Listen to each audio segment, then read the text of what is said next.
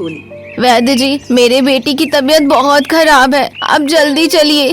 जल्दी आ, देख मेरे बच्चे को क्या हो गया। उसकी आवाज सुनकर सोनिया भागते हुए अंदर आई और अर्श को देख। आसिया बहन, मेरी भाभी 6 बच्चों को छोड़कर जलकर मर गई। अब उसमें मेरे भाई का तो कोई कसूर नहीं है ना। मेरा भाई तो गांव का सबसे बड़ा व्यापारी है, उसका कपड़ा देश भर में जाता है। घर में अनाज की बोरी, सब्जी, दूध के लिए भैंस सब रखता था, पर भाभी को इज्जत रास नहीं आई, इसीलिए मर गई। मैं अपने उसी भाई से तेरी ननद सोनिया का रिश्ता लेकर आई हूँ। मना मत करना, भरी थाली में लात ना मार। बहन कह रही हो आप मुझे? आप तो मेरी माँ की उम्र की हो। और रही बात आपके भाई की बीवी के मरने की, तो वो बहुत परेशान थी अपनी जिंदगी से, इसलिए जल कर मरी। उसके पास कोई और रास्ता भी तो नहीं था। सारा गांव जानता है कि उस पे कितने जुल्म हुए थे। उसके बच्चों तक को उससे मिलने नहीं दिया जाता था। अरे तुम तो नाराज हो गई। मैं क्या बोल रही, अगर तुम सोनिया की शादी मेरे भाई से करा दो तो मैं बदले में तुमको 100-200 गज का प्लॉट और राशन की ढेर सारी बोरियां भेज दूंगी। बोलो क्या कहती? वैसे भी सोनिया तुम्हारी ननद ही तो है, कौन सी बहन है जो सास ससुर की मौत के बाद तुम्हारी छाती पे मूंग डाल रही है। 22 साल की हो गई है, इतने साल बैठा कर रखोगी? भाई कुछ पैसे कमाता है और तुम्हारे बच्चों के लिए काफी नहीं। ननद का दहेज कहाँ से करोगे?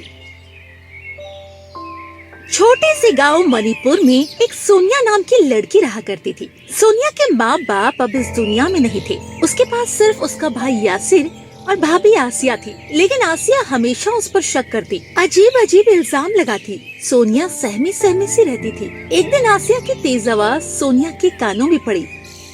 सोनिया, फिर से ये अगरबत्ती जलाकर क्या कर रही थी रात में? मैंने साफ साफ कहा था अंधेरा होते ही घर के दरवाजे बंद कर लेना। भाभी, मैं तो बस वो पुरानी अगरबत्तियाँ अपने कमरे में रख रही थी। वो माँ के हैं, मुझे उनसे सुकून मिलता है। सुकून या फिर किसी जादू टोने की तैयारी? तुझे रात को धीरे धीरे कुछ पढ़ते भी देखा मैंने। नहीं भाभी, मैं तो कुछ नहीं पढ़ रही थी। जरूर आपको कोई गलतफहमी हुई है। आसिया को सोनिया की हर बात में शक होता था, मगर सोनिया की आंखों में जो डर था वो कुछ और कह रहा था। सोनिया कहना तो बहुत कुछ चाहती थी, पर वो कुछ और बोल नहीं पाती। तभी सोनिया का भाई यासिर काम से वापस आ गया। क्या हो रहा है यहाँ? हर रोज का झगड़ा क्यों सुनाई देता है? काम से थक कर घर आता हूँ, सोचता हूँ घर आऊँगा तो थकान दूर हो जाएगी, पर यहाँ के चीख पुकार कभी बंद ही नहीं होते। तुम्हारी बहन ठीक नहीं है, रात को अगरबत्ती जलाती है, धीरे धीरे कुछ बड़बड़ाती है। मैं कह रही हूँ यासिर जी ये कुछ छुपा रही है, वरना आप ही बताओ हमारे यहाँ। भाई, ये सच नहीं है। मैं बस माँ की चीजों को संभाल रही थी। जब भी शब बारात होती है, माँ अगरबत्तियाँ जलाती थी घर में, और उनकी खुशबू में जैसे हमारा बचपन बसा हुआ है। आज भी वो खुशबू सूंघने लगती हूँ, ऐसा लगता है जैसे बचपन में वापस चली गई। माँ के होने का एहसास होता है। बस इसीलिए मैंने अगरबत्ती जला ली और भाभी को इतना बुरा लग गया। बस करो दोनों। आशिया, तेरा थक कभी खत्म होगा भी या नहीं? सोनिया सच कह रही है, वो बस माँ को ही याद कर रही होगी। मैं सोच रहा था फसल कट जाए तो सोनिया की शादी धूमधाम से करूँगा। अभी तो घर का खर्च ही मुश्किल से निकल पाता है। अरे सुनो तो मेरी बात, ऐसा रिश्ता आया है, एक आप सुनोगे तो सुनते ही रह जाओगे। तुम पूरे दिन तो घर में रहती हो, अब रिश्ते तुम तक खुद आने लगे हैं क्या? अरे कल वो कपड़े के जो व्यापारी है ना, उनकी बहन आई थी। तुम पागल हो गई हो? मैं अपनी बहन की शादी 6 बच्चों के बाप से करूँगा। अरे आपको पता भी है उनके घरों में कितने कितने फाके होते हैं। किसी अमीर दुहेजे से बड़ा होता है एक गरीब आदमी। आसिया ने बहुत कोशिश की सोनिया की शादी बूढ़े से करने पर यासिर माना ही नहीं। मैंने तो सोचा था अमीर आदमी से शादी करा दूंगी, बदले में कुछ कुछ पैसे भी मिल जाएंगे, मेरे बच्चों के लिए एक 200 गज का प्लॉट भी मिल जाएगा। पर यासिर जी को बहन के सामने कुछ नजर ही नहीं आता। यासिर ने जल्द ही अपनी बहन की शादी अर्श से कर दी। शादी के बाद सोनिया की जैसे जान ही छूट गई। भाभी नाम के अजाब से वो अपनी शौहर और सास के साथ घर में रहने लगी। एक दिन अर्श घर में आए। सोनिया, मेरे पास ज्यादा पैसे तो नहीं हो पाते जिनसे मैं तुम्हारा सारा खर्चा उठा सकूं। बस घर का सारा राशन लाने के बाद मेरे पास कुछ पैसे बचे थे जिनको मैंने संभाल कर रखा है। ऐसे ही थोड़े थोड़े पैसे जोड़कर एक दिन तुम्हारे लिए अच्छा सूट लेकर आऊँगा। अरे आप इतना सब मेरे लिए करते हैं, मेरे लिए वही काफी है, और आप मेरी ज्यादा चिंता ना किया कीजिए, मुझे अच्छा नहीं लगता। कुछ दिन ऐसे ही बीत गए। सोनिया के अब 2 बच्चे हो गए थे। वो सब अपने घर में खुश थे। एक दिन अर्श काम से वापस आया तो अचानक अर्श के पेट में जोरों का दर्द हुआ। क्या हुआ जी आपको? क्या बताऊं, आज सुबह से बहुत अजीब सा लग रहा है। ऐसा लग रहा है जैसे आंतें कट रही हो। चुप चुप बोलो जी, मैं अभी वेद को बुला लाती हूँ, आप फिक्र न कीजिए। जल्दी आना, मुझे बहुत अजीब लग रहा है। तभी वहाँ अर्श की अम्मी सुमेरा जी आ गई। अरे क्या हुआ बेटा, तू ठीक तो है ना? अम्मी जी आप वैद को बुलाओ ना। सुमेरा जी भागते हुए वेद को बुलाने चली गई। वो वेद के घर जाकर बोली, वैद्य जी, मेरे बेटी की तबीयत बहुत खराब है, आप जल्दी चलिए। वेद जल्दी से सुमेरा जी के साथ उनके घर गया। वेद ने अर्श को देखा और कुछ दवा दी। दवा देने के बाद वेद ने पूछा, क्या हुआ? इनको कोई बीमारी तो मुझे नजर नहीं आ रही। पता नहीं, वेद जी के पेट में अचानक दर्द हो गया। दवा मैंने दे दी है, कुछ ही देर में या तो आराम मिल जाएगा या फिर दर्द और बढ़ सकता है। ये आप क्या कह रहे हैं? आप वैद्य हैं और आपका काम ही है बीमारी का इलाज करना। वैद जी मेरे शौहर को बचा लीजिए, उनके सिवा इस दुनिया में मेरा कोई नहीं है। मैं अपनी पूरी कोशिश कर रहा हूँ। देखा बहू, वैद्य जी क्या बोल रहे हैं। अम्मी जी शांत हो जाइए, कुछ नहीं होगा अर्श जी को। दवा देकर वेद वहाँ से चला गया। वेद के जाने के बाद किसी की परछाई सोनिया की खिड़की में नजर आई, जैसे कोई छुपकर उनके घर पर नजर रख रहा हो। अम्मी जी अभी अभी मुझे ऐसा लगा जैसे कोई खिड़की से देख रहा हो। नहीं बहू, मैंने तो नहीं देखा, जरूर तुम्हारा कोई वहम होगा। हमारे घर में कौन झांकेगा भला। अब एक काम करो, जल्दी से अर्श के लिए काढ़ा बना लाओ और बच्चों को भी कुछ खाने को दो, कब से भूखे बैठे हैं। हाँ अम्मी जी अभी लाती हूँ। बच्चे मेरे इतने सब्र किए हैं, अपने बाबा को इस हालत में देखकर सहम गए हैं और अब तक कुछ खाने को भी बोला नहीं। सोनिया बच्चों के लिए खाना बनाने चली गई। उसने जल्दी जल्दी से सारा खाना बनाया और बच्ची को दे पाती, तभी सुमेरा जी की चीखने की आवाज उसके कानों में। बहू जल्दी आ, देख मेरे बच्चे को क्या हो गया। उसकी आवाज सुनकर सोनिया भागते हुए अंदर आई और अर्श को देखने लगी। सुमेरा जी बुरी तरह तड़प तड़प कर रो रही थी। आप ऐसे क्यों रो रही हैं मम्मी जी? मेरा बेटा मर चुका है। ये आप क्या कह रही हो? ऐसा नहीं हो सकता। मैं सच कह रही हूँ। सोनिया की तो एक पल में जिंदगी उजड़ सी गई थी। अपने बाबा के सराहने दोनों बच्चे बैठे रो रहे थे। शुमाइला, क्या बाबा हमको छोड़कर हमेशा हमेशा के लिए चले गए? हाँ भाई, आज से हम यतीम हो गए। अब हम बाबा किसको कहेंगे? वो तो मुझे भी नहीं पता गोलू, पर इतना पता है कि आज के बाद हम अपने बाबा का चेहरा कभी दोबारा नहीं देख पाएंगे। सोनिया उनकी बातें सुनकर अब चीख चीख कर रोने लगी। कुछ ही देर में अर्श का दफीना हो गया था। सोनिया अपने दोनों बच्चों के साथ बैठी हुई। अम्मी, कल से कुछ नहीं खाया, बहुत जोर भूख लगी है। गोलू, आज ही हमारे बाबा हमें छोड़ कर गए हैं, आज हम खाना कैसे खा सकते हैं? मन तो मेरा भी नहीं है खाना खाने का, पर पेट से आवाज आ रही है। गोलू बच्चा तुम यहीं बैठो, अभी मैं तुम्हारे लिए खाना लेकर आती हूँ। मैंने सुबह ही तुम्हारे लिए खाना बना दिया था। सोनिया कुछ ही देर में बच्चों के लिए खाना लेकर आई और अपने हाथों से बच्चों को खाना खिलाने लगी। अभी उसने दोनों बच्चों को एक ही लुकमा खिलाया था, तभी सुमेरा वहाँ आ गई। मेरे बेटे की कब्र की मिट्टी अभी तक सूखी भी नहीं और तुम यहाँ तीनों मजे से खाना खा रहे हो। कितने बेशरम औरत हो सोनिया तुम, तुझे तो डूब कर मर जाना चाहिए। अम्मी जी वो तो बस मैं। सोनिया की बात पूरी होने से पहले सुमेरा ने खाने की थाली उसके सामने से उठा ली। निकल जाओ तीनों मेरे घर से। जब मेरा बेटा ही नहीं रहा तो उसकी बीवी और बच्चों का क्या करूँगी मैं। तू मनहूस है सोनिया, मनहूस। तेरे बारे में मुझे सब पता लग गया है। जब तू पैदा हुई तो तूने अपनी माँ को खा लिया, अब जब पहली बार चलना सीखी तो बाप को खा गई, और जब तक अपने भाई के घर में रही उसकी तंगी दूर नहीं हुई। आज देख तेरे भाई ने क्या क्या कर लिया। जब से तू उस घर से यहाँ आई और यहाँ आते ही तू मेरा बेटा खा गई। अम्मी जी ऐसा नहीं है, आपने अभी भी अपना बेटा खोया। मैं आपका दर्द समझ सकती हूँ, पर आप एक बार मुझे तो देखो। मैंने भी अपना शौहर खोया है, बच्चों ने भी तो अपना बाप खोया है। मैं तेरी एक भी बात नहीं सुनना चाहती, घर से निकल।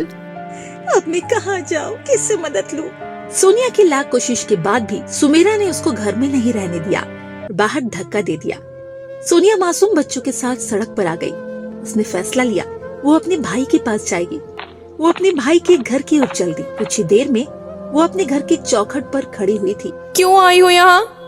सोनिया तो सारी बातें अपनी भाभी को बता दी। सारी बातें सुनने के बाद आसिया ने कहा, देखो यासिर जी बहुत परेशान हैं। उनके ऊपर बहुत कर्ज हो गया है। हमारा बाल बाल कर्ज में डूबा हुआ है। यासिर जी किसी से कुछ पैसे ब्याज पे लेने गांव से बाहर गए हैं। यहाँ जब हम ब्याज लेने के लिए बैठे हैं तो सोचो तुमको और तुम्हारे बच्चों को कैसे रख सकते हैं। ऐसे हमारे हालात में तुम अपने भाई पे बोझ कैसे बन सकती हो? तो फिर कहाँ जाऊँ मैं भाभी? देखो हमारी जिम्मेदारी थी तुम्हारी शादी कराना, वो हमने कर दी। अब तुम अपना देख लो और हमको जीने दो। आसिया ने उसको बाहर का रास्ता दिखा दिया था। माँ हम कहाँ जा रहे हैं? अभी तो मुझे भी नहीं पता बेटा। माँ दादी ने सारा खाना छीन लिया। मुझे बहुत तेज भूख लगी है। सोनिया के पास गोलू को देने के लिए कोई जवाब न था। इस वक्त वो सबसे ज्यादा अपने भूखे बच्चों की भी डर रही थी जो उससे सवाल कर रहे थे। माँ कुछ बोलो ना।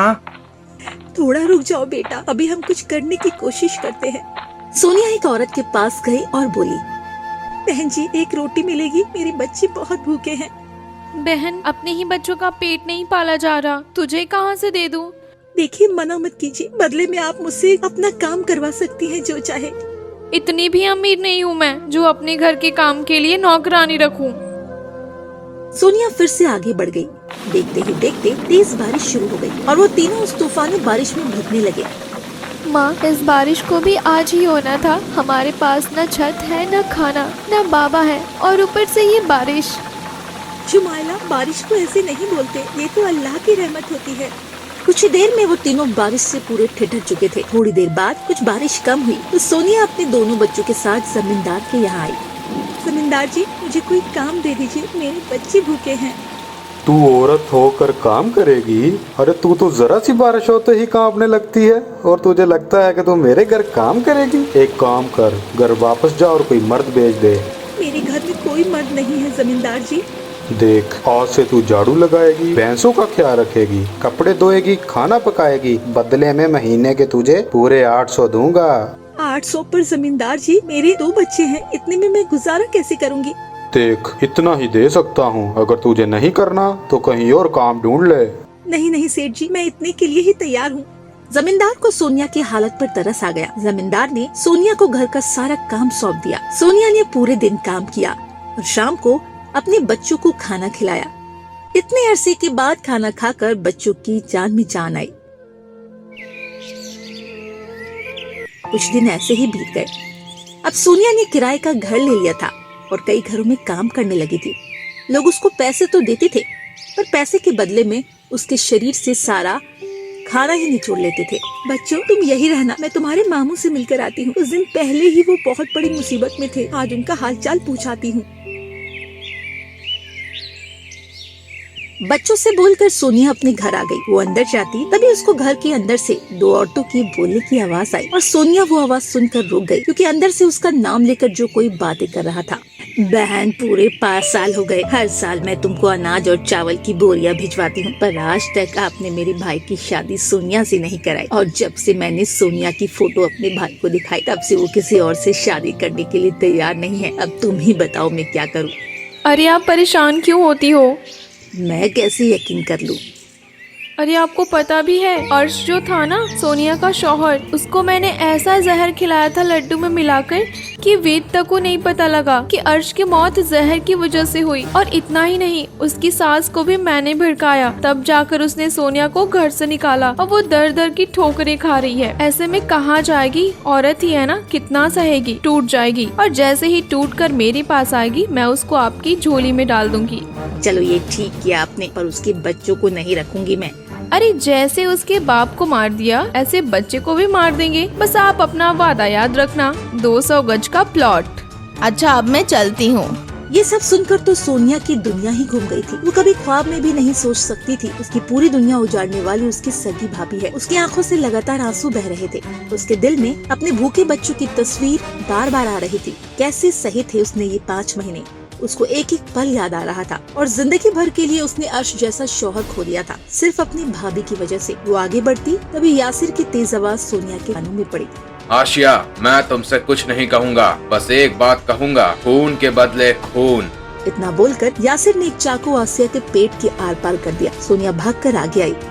ये आपने क्या कर दिया भैया?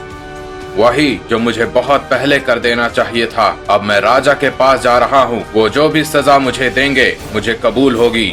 सोनिया के सामने उसके दुश्मन की लाश पड़ी हुई, लेकिन फिर भी वो खुश नहीं थी। उसको ऐसा लग रहा था कि मौत आसान है। वो उसको तड़पा तड़पा कर मारना चाहती। यासिर राजमहल चला गया था और पूरे गांव में ये खबर आग की तरह फैल गई थी कि अर्श का खून आसिया ने किया था। सोनिया की सास को जब ये पता लगी तो वो भागते हुए आई और अपनी बहू और बच्चों के सामने आकर, बहू मुझे माफ कर दे, मुझसे गलती हो गई। माँ, माफी मांगने के लिए नहीं होती, माफ करने के लिए होती है। मेरी भाभी की वजह से अर्श की मौत हुई, आप मुझे माफ कर दीजिए। अगर मैं आपकी बहू ना बनती तो आज आपके बेटे जिंदा होते। किस्मत में जो लिखा वही सच होता है। अब तुम मेरे साथ चलो। सुमेरा बच्चों और बहू को लेकर अपने घर आ गई थी।